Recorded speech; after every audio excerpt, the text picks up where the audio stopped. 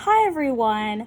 So for my place-based lesson, I chose to do a third grade lesson, and what they would be doing, it involves both the community and it involves shapes and identifying quadrilaterals and what shapes are quadrilaterals and what shapes are not.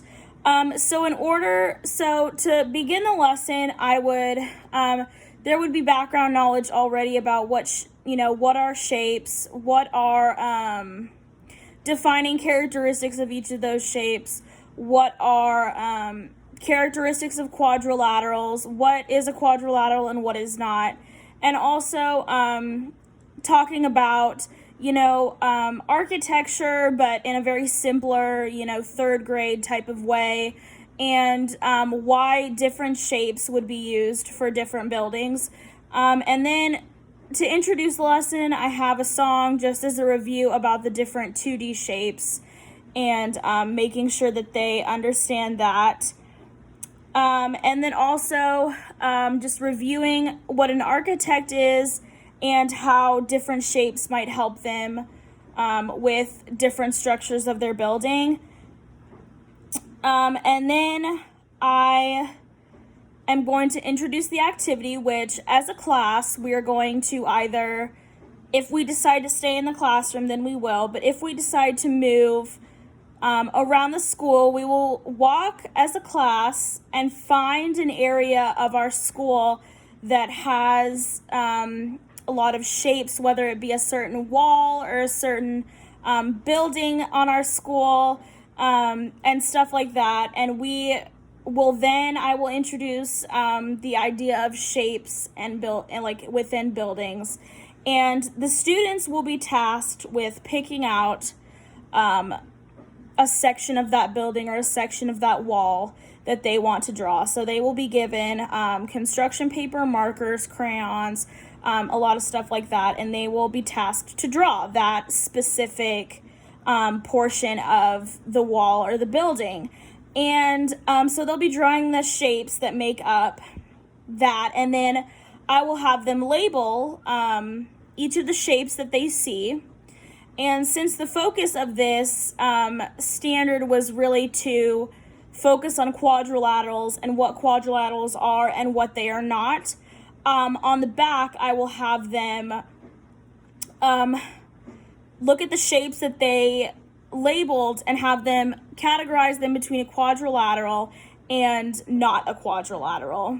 And then once they have all finished, I will take them back to the classroom and we will have I will have a group discussion. They will split up into different groups and I will have them discuss their drawings with their different groups, and I will be walking around to check for their understanding of what a quadrilateral is and what it isn't, and also tying it back into architecture in their community and why did the architect decide that a square would be better than a circle, or however they chose to do it. And the student will be assessed informally by the question that I asked based on the architect, and making sure that kind of checks their understanding of the architecture type idea. But then they will be assessed with the rubric, the drawing and the diagram and the categorization that they did during the lesson, because I want them to make sure that they know what a quadrilateral is and what a quadrilateral isn't.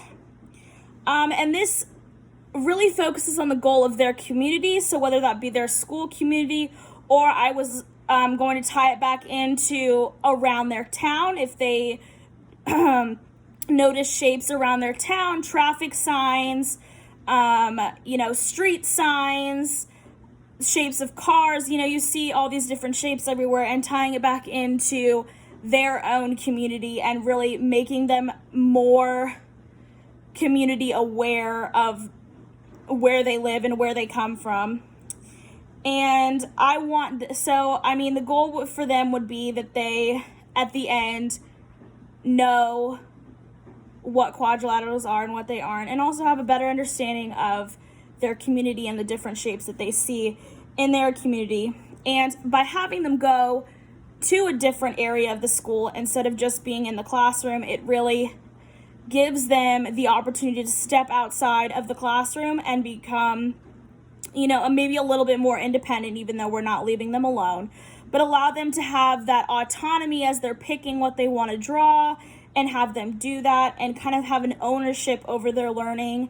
And that's why place-based learning in this case would be really great for this type of activity, because they're being the ones that get to explore the different shapes that they see in their community.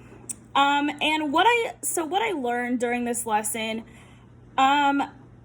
it was sort of difficult for me to find a standard for third grade shapes, because shapes aren't really the focus of third grade math. It's more multiplication and division and fractions. But I mean, finding the standard just mainly about quadrilaterals and what, constitutes a quadrilateral and what doesn't, I think once I found that standard, it was really easy to make the lesson plan and see it come alive. And hopefully I can do this in my future classroom, and hopefully the kids will love it. Thank you.